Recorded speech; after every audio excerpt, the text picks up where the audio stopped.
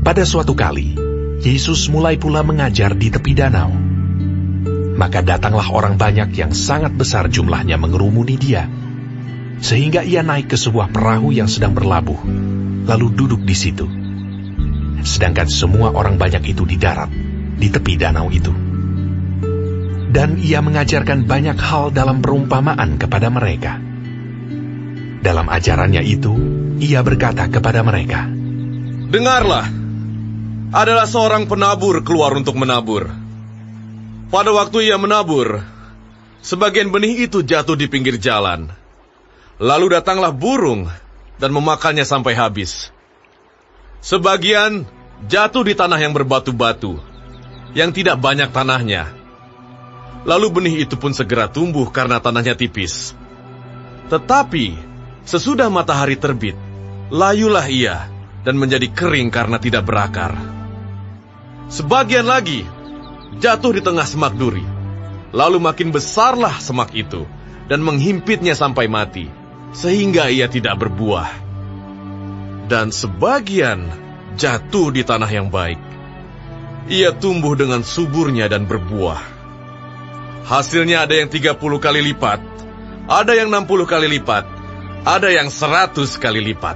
Dan katanya, "Siapa mempunyai telinga untuk mendengar, hendaklah ia mendengar."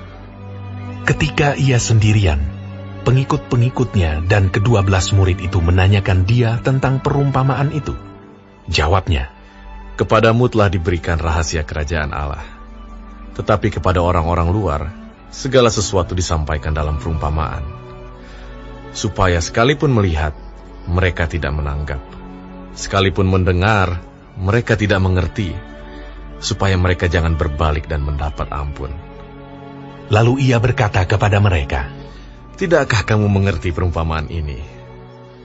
Kalau demikian, bagaimana kamu dapat memahami semua perumpamaan yang lain? Penabur itu menaburkan firman. Orang-orang yang di pinggir jalan, tempat firman itu ditaburkan, ialah mereka yang mendengar firman. Lalu datanglah iblis dan mengambil firman yang baru ditaburkan di dalam mereka.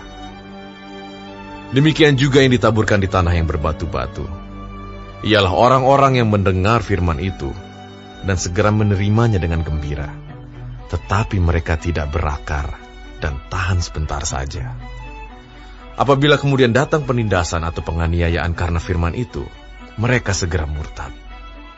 Dan yang lain ialah yang ditaburkan di tengah semak duri. Itulah yang mendengar firman itu. Lalu kekhawatiran dunia ini dan tipu daya kekayaan dan keinginan-keinginan akan hal yang lain masuklah menghimpit firman itu sehingga tidak berbuah. Dan akhirnya yang ditaburkan di tanah yang baik ialah orang yang mendengar dan menyambut firman itu lalu berbuah. Ada yang 30 kali lipat, ada yang 60 kali lipat, dan ada yang 100 kali lipat." Lalu Yesus berkata kepada mereka, "Orang membawa pelita bukan supaya ditempatkan di bawah gantang atau di bawah tempat tidur, melainkan supaya ditaruh di atas kaki dian. Sebab tidak ada sesuatu yang tersembunyi yang tidak akan dinyatakan, dan tidak ada sesuatu yang rahasia yang tidak akan tersingkap. Barang siapa mempunyai telinga untuk mendengar, hendaklah ia mendengar." Lalu ia berkata lagi, "Camkanlah apa yang kamu dengar. Ukuran yang kamu pakai untuk mengukur akan diukurkan kepadamu, dan di samping itu akan ditambah lagi kepadamu. Karena siapa yang mempunyai, kepadanya akan diberi.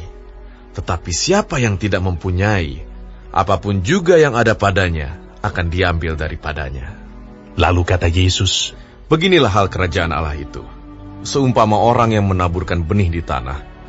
Lalu pada malam hari ia tidur dan pada siang hari ia bangun. Dan benih itu mengeluarkan tunas dan tunas itu makin tinggi. Bagaimana terjadinya tidak diketahui orang itu. Bumi dengan sendirinya mengeluarkan buah. Mula-mula tangkainya, lalu bulirnya, kemudian butir-butir yang penuh isinya dalam bulir itu. Apabila buah itu sudah cukup masak, orang itu segera menyabit, sebab musim menuai sudah tiba." Katanya lagi, "Dengan apa hendak kita membandingkan kerajaan Allah itu? Atau dengan perumpamaan manakah hendaknya kita menggambarkannya? Hal kerajaan itu seumpama biji sesawi yang ditaburkan di tanah. Memang, Biji itu yang paling kecil daripada segala jenis benih yang ada di bumi. Tetapi apabila ia ditaburkan, ia tumbuh dan menjadi lebih besar daripada segala sayuran yang lain, dan mengeluarkan cabang-cabang yang besar, sehingga burung-burung di udara dapat bersarang dalam naungannya. Dalam banyak perumpamaan yang semacam itu, ia memberitakan firman kepada mereka sesuai dengan pengertian mereka. Dan tanpa perumpamaan, ia tidak berkata-kata kepada mereka, tetapi kepada murid-muridnya, ia menguraikan segala sesuatu secara tersendiri. Pada hari itu, waktu hari sudah petang, Yesus berkata kepada mereka, "Marilah kita bertolak ke seberang." Mereka meninggalkan orang banyak itu, lalu bertolak, dan membawa Yesus beserta dengan mereka dalam perahu di mana Yesus telah duduk, dan perahu-perahu lain juga menyertai dia. Lalu mengamuklah taufan yang sangat dahsyat, dan ombak menyembur masuk ke dalam perahu, sehingga perahu itu mulai penuh dengan air.